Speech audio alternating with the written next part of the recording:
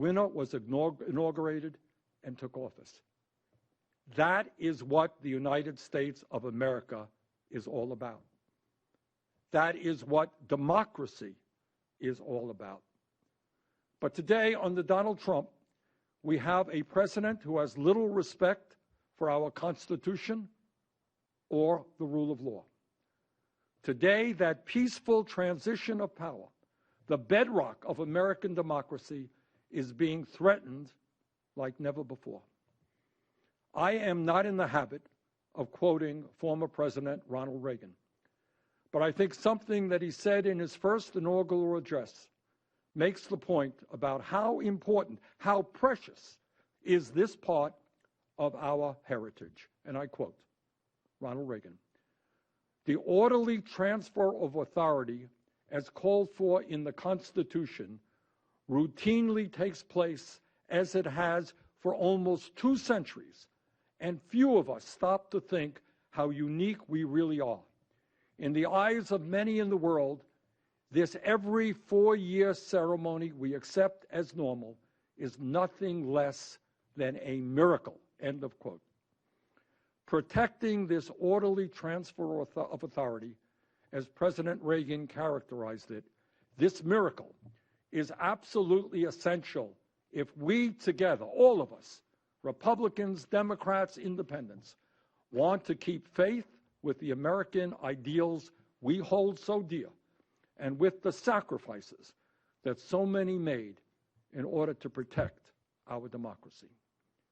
And in that regard, I think it is terribly important that we actually listen to and take seriously what Donald Trump is saying. Several weeks ago, speaking at the Republican National Convention, Trump said, and I quote, "The only way they can take this election away from us is if this is a rigged election," end of quote. What is remarkable about that statement is that he made it at a time when almost every national poll had him behind and when he was trailing in polls in most battleground states. Think about what that statement means. Think hard about what that statement means. What he is saying is that if he wins the election, that's great. But if he loses, it's rigged. Because the only way he can lose is if it's rigged. And if it's rigged, then he is not leaving office. Heads, I win. Tails, you lose. In other words, in Trump's mind, there is no conceivable way that he should leave office. And just last night, Donald Trump went even further down the path of authoritarianism by becoming the first president in the history of this country to refuse to commit to a peaceful transition of power if he loses the election. When asked by a reporter in the White House briefing room, quote, win, lose, or draw in this election, will you commit here today for a peaceful transfer of power after the election, end quote. Trump responded, and I quote, "We're going to have to see what happens. You know that I have been complaining very strongly about the ballots, and the ballots are a disaster. We want to get rid of the ballots, and you'll have a very peaceful. There won't be a transfer, frankly. There will be a continuation," end of quote from Donald Trump. That is not his choice. That's for the American people to determine. Let us be very clear. There is nothing in our Constitution or in our laws that gives Donald Trump the privilege of deciding whether or not he will step aside if he loses. In the United States, the president does not determine who can or cannot vote and what ballots will be counted. That may be what his friend Putin does in Russia. It may be what is done in other authoritarian countries, but it is not and it will not be done in America. This is a democracy. Now, I do understand that Donald Trump is a billionaire, or so he tells us. I do understand that he was born to a very wealthy family, and from his earliest days was able to get anything he wanted because his family was rich and his family was powerful. I do understand that when you're rich and you're powerful, you don't have to pay taxes like ordinary people, and that it's easy for you to avoid the military draft. I do understand that when you're rich and you're powerful, you can buy politicians and get hundreds of millions of dollars in corporate welfare for your real estate empire. But this I also understand. No matter how rich or powerful you may be, no matter how arrogant and narcissistic you may be, no matter how much you think you can get anything you want, let me make this clear to Donald Trump. Too many people have fought and died to defend American democracy, and you are not going to destroy it. The American people will not allow that to happen. Despite all of the evidence, Trump continues to be obsessed with the belief that there is massive voter fraud in this country. In 2017, after he won the presidency, Trump insisted that he would have won the popular vote, which he lost by 3 million votes, if, quote, millions of illegal votes had not been cast, end quote. There is absolutely no evidence of that being true. In fact, it is totally preposterous to believe that millions of votes or any significant number of votes at all were cast illegally. This is an assertion supported by no one, not Democratic officials, not Republican officials, no one. And yet that is what Trump said after he won. There have been numerous studies done on the issue of voter fraud in our country. They have all concluded essentially in the same way. Voter fraud in the United States of America is extremely rare. A study by Dartmouth University found no evidence of widespread voter fraud in the 2016 election. An article in the New York Times from December 2016 stated, and I quote, "In an election in which more than 137 million Americans cast ballots, election and law enforcement officials in 26 states and the District of Columbia, Democratic-leaning, Republican-leaning, and in between, said that so far they knew of no credible allegations of fraudulent voting. Officials in another 8 states said they knew of only one allegation. In Georgia, where more than 4 million people cast ballots, officials said they had opened inquiries in 25 cases into, quote, suspicious voting or election-related activity." But end of quote. But inquiries to all 50 states, every one but Kansas responded, found no states that reported indications of widespread fraud. End of quote, New York Times. A report by the Brennan Center for Justice reviewed elections that had been meticulously studied for voter fraud and found incident rates between 0.0003% and 0.0025%. The report concluded that it is more likely that an American, quote, will be struck by lightning than that he will impersonate another voter at the polls, end quote.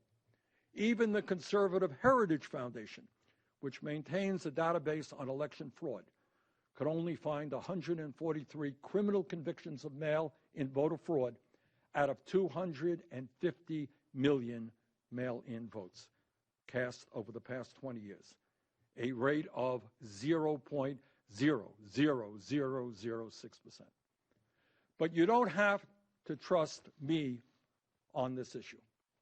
Benjamin Ginsburg, one of the leading Republican experts on election, a man who served as national counsel to the Bush-Cheney presidential campaign, a man who played a major role for the Republican Party in the 2000 Florida recount, and who co-chaired the bipartisan 2013 Presidential Commission on Election Administration, recently wrote in the Washington Post, and I quote, "The truth is that after decades of looking for illegal voting, there is no proof of widespread fraud. At most, there are isolated incidents by both Democrats and Republicans. Elections are not rigged," end of quote. Let me repeat from one of the Republican Party's leading experts on elections, quote, "The truth is that after decades of looking for illegal voting, there's no proof of widespread fraud. At most, there are isolated incidents by both Democrats and Republicans. Elections are not rigged."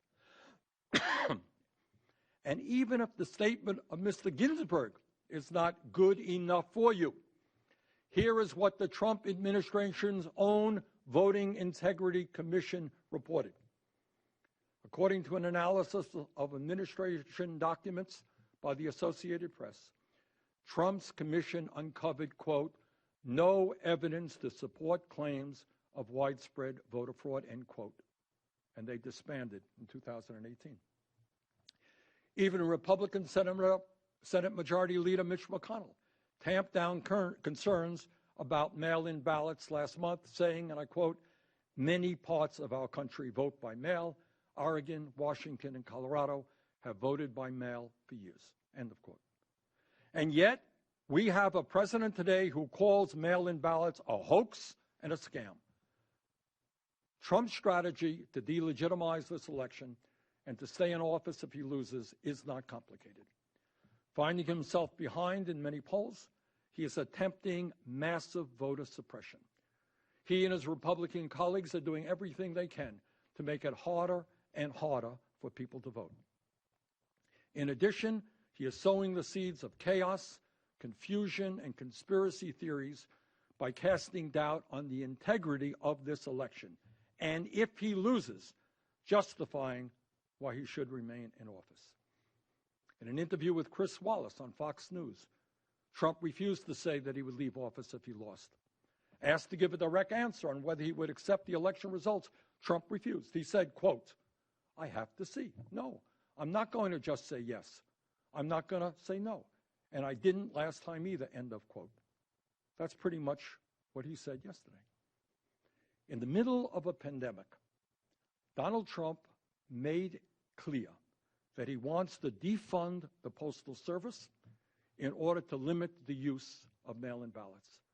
In an interview on August 13th, discussing a possible deal for a relief package that would have funded the United States Postal Service, Trump let the cat out of the bag by admitting that, quote, "if we don't make a deal, that means they don't get the money. That means they can't have universal mail-in voting. They just can't have it," end of quote. In other words, what Donald Trump is saying to tens of millions of Americans is that at a time when over 200,000 of our people have already died from the coronavirus, you have a choice. You can either risk your health or even your life by walking into a voting booth, or you can't vote. How outrageous, how disgraceful is that? Amazingly, at the very same time Trump is making completely baseless allegations about voter fraud, last month he urged the supporters in North Carolina to try voting twice, which, among other things, is a felony. In order to advance his plan for mass voter suppression, the Trump campaign filed a lawsuit in Nevada, which fortunately was dismissed, challenging the state's mail-in voting laws. In July, Trump used false claims of voter fraud to propose delaying this year's election, which he obviously does not have the power to do. This was so outrageous that Stephen Calabrese, the co-founder of the Conservative Federalist Society, wrote that it was, quote, "grounds for the president's immediate impeachment," again by the House of Representatives, and his removal from office by the Senate, end of quote. Last week, Trump told his supporters at a rally in Nevada that he, quote, "was entitled," end quote, to serve a third term, which is obviously a violation of the Constitution's 22nd Amendment. On Saturday, Trump suggested to his supporters in North Carolina that he might sign an executive order to prevent Joe Biden from becoming president. Trump has also urged his supporters to become, quote, "poll watchers." But what he is really saying is that he wants his supporters, some of whom are members of armed militias, to intimidate voters. And we're already seeing this in Virginia, where early voters were confronted by Trump supporters, and election officials in Fairfax County said that some voters and polling staff felt intimidated. On and on and on it goes. Every day, over and over again, Trump is making it harder for the American people to participate in the political process and is attempting to delegitimize the outcome of this election so that if he loses, he can remain in office. The concerns that I am raising today are not just mine alone and are not just concerns shared by progressives or Democrats. Miles Taylor, a lifelong Republican who previously served as chief of staff inside the Trump administration's Department of Homeland Security, warned that there is nothing that Trump will not do or say to defeat Biden. And this is what he said, and I quote, "Put nothing past Donald Trump," Taylor told the AP. "He will do anything to win. If that means climbing over other people, climbing over his own people, or climbing over U.S. law, he will do it. People are right to be concerned," end of quote. Well, I agree with Mr. Taylor. I am concerned, and I am very concerned.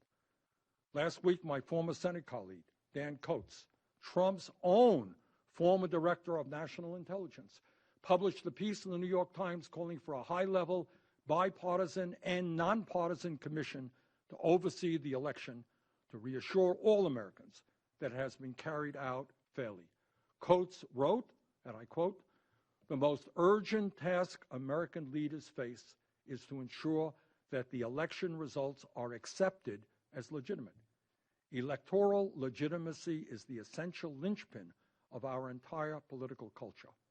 We should see the challenge clearly in advance and take immediate action to respond," end of quote. That's Dan Coates, former intelligence director of Donald Trump. I couldn't agree more. I strongly second Director Coates' call for this election commission.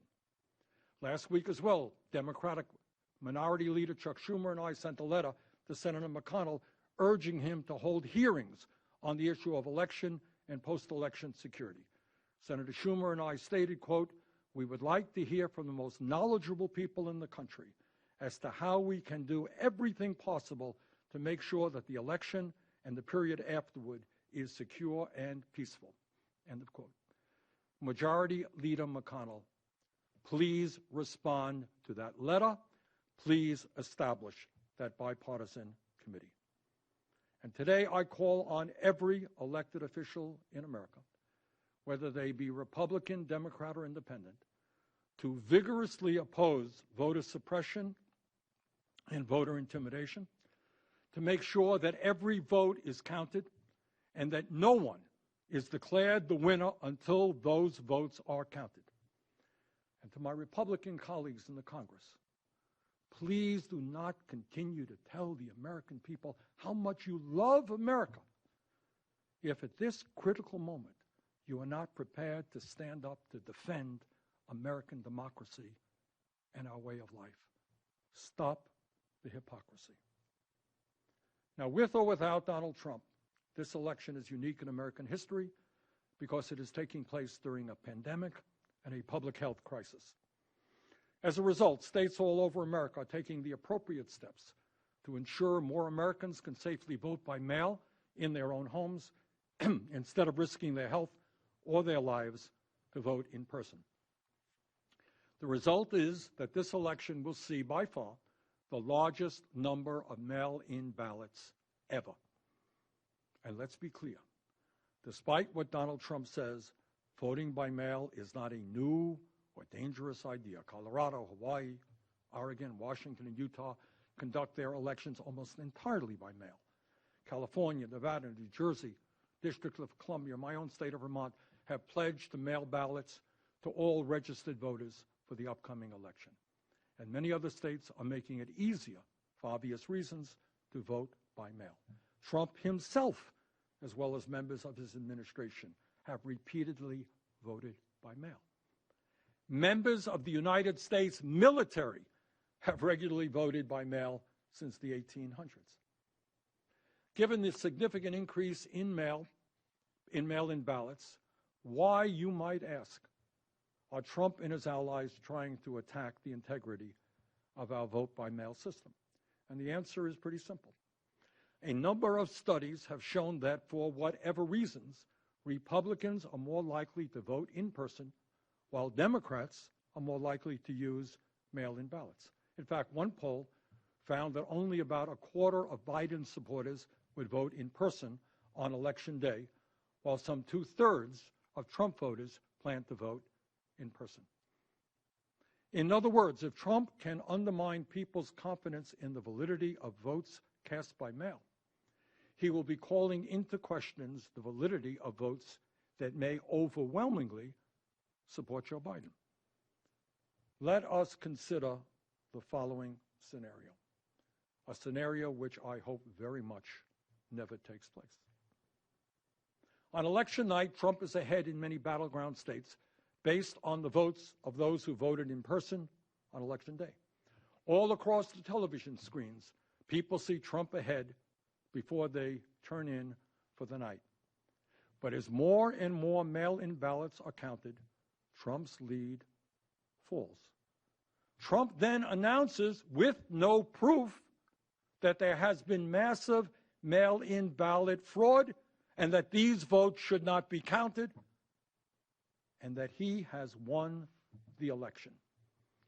In other words, Trump may well announce that he has won the election before all of the votes are counted, and that large numbers of mail-in ballots should be discarded.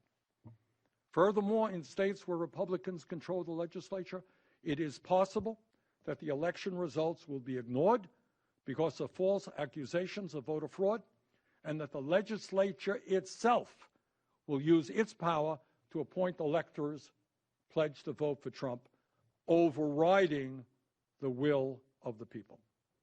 And in the midst of all of this, with the death of Justice Ginsburg, Trump is attempting to push through a Supreme Court justice who may very well cast a vote in a case that will determine the outcome of this election. He is doing that at a time when early voting has already begun and millions of ballots will have already been cast. In this unprecedented moment, what can we as a people do in the struggle to preserve American democracy? First, it is absolutely imperative that we have, by far, the largest voter turnout in American history, and that people vote as early as possible. As someone who is strongly supporting Joe Biden, let's be clear.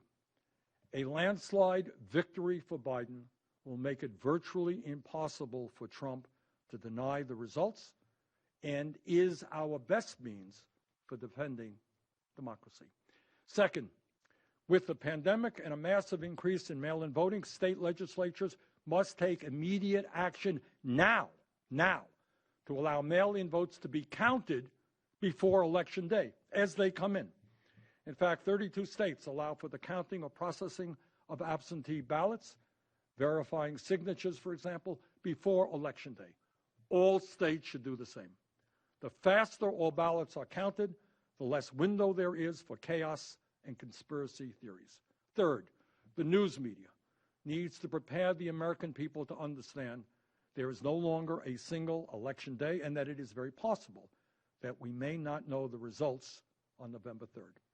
Fourth, social media companies must finally get their act together and stop people from using their tools to spread disinformation and to threaten and harass election officials.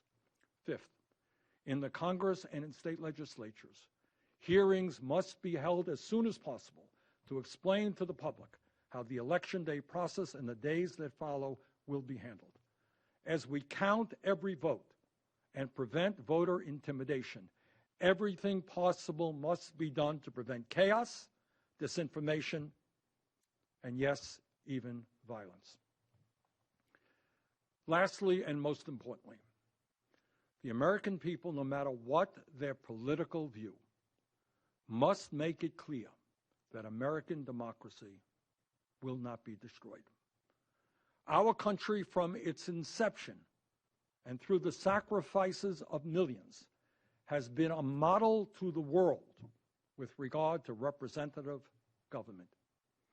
In 1863, in the midst of the terrible Civil War, Abraham Lincoln at Gettysburg stated that this government, quote, of the people, by the people, for the people, shall not perish from the earth.